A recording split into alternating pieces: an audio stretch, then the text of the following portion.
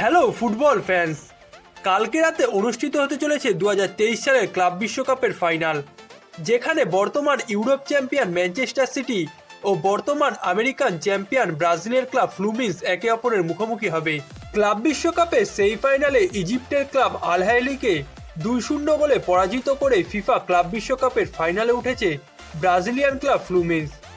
অন্যদিকে গত মৌসুমে ট্রেবেল জয়ী প্রিমিয়ার লিগের ক্লাব ম্যানচেস্টার সিটি 3-0 গোলে জাপানের ক্লাব উরুয়া রেডসকে পরাজিত করে তাদের ইতিহাসে প্রথমবারের মতো ক্লাব বিশ্বকাপের ফাইনাল নিশ্চিত করেছে, যার মাধ্যমে এই ম্যাচটি হতে চলেছে দুই মহাদেশের চ্যাম্পিয়ন দলের মধ্যেকার ম্যাচ।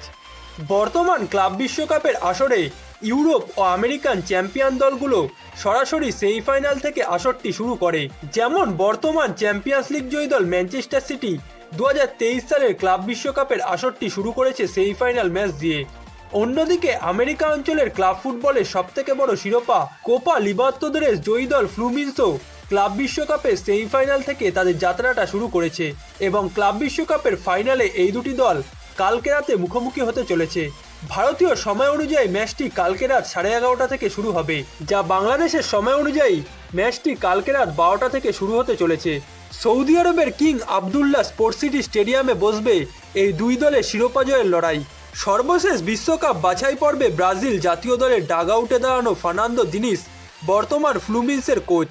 তার অধীনে এই দলটি আর্জেন্টাইন ক্লাব বোকা জুনিয়র্সকে কোপা লিবার্তাদোরেসের ফাইনালে পরাজিত করে শিরোপাটা ঘরে তুলেছে এবং এবার তার দল নতুন কৌশলের ফুটবল নিয়ে মাঠে নামছে ম্যানচেস্টার সিটির বিপক্ষে।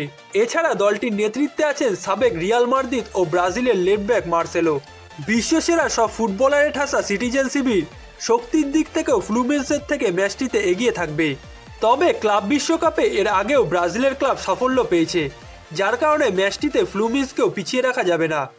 অন্যদিকে ম্যানচেস্টার সিটির কাছেও সুযোগ থাকবে তাদের ক্লাব ইতিহাসে প্রথমবারের মতো ক্লাব বিশ্বকাপের ফাইনাল ম্যাচটি খেলতে নেমেই চ্যাম্পিয়ন হওয়ার, যার দ্বারা পেপ গার্দিওলার হাতে উঠবে আরও একটি ক্লাব বিশ্বকাপের শিরোপা।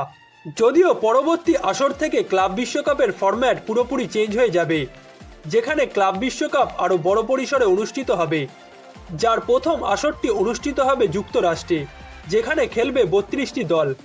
পরবর্তী আসর থেকে ক্লাব বিশ্বকাপে 32টি দল 8টি গ্রুপে ভাগ হয়ে খেলবে।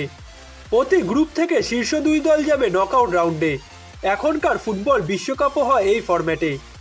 তবে এখন যেমন ইউএফা চ্যাম্পিয়ন্স লিগ জয়ী দল সেই ফাইনাল থেকে এই টুর্নামেন্টটি শুরু করে, আগামী বছর থেকে তারা সরাসরি ফাইনালে খেলবে।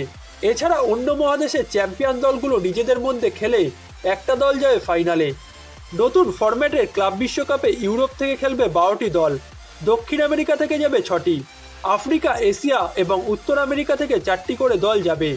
এছাড়াও ওসিয়ানিয়া থেকে আসবে 1টি, আর 1টি হবে স্বাগতিক দেশের চ্যাম্পিয়ন ক্লাব।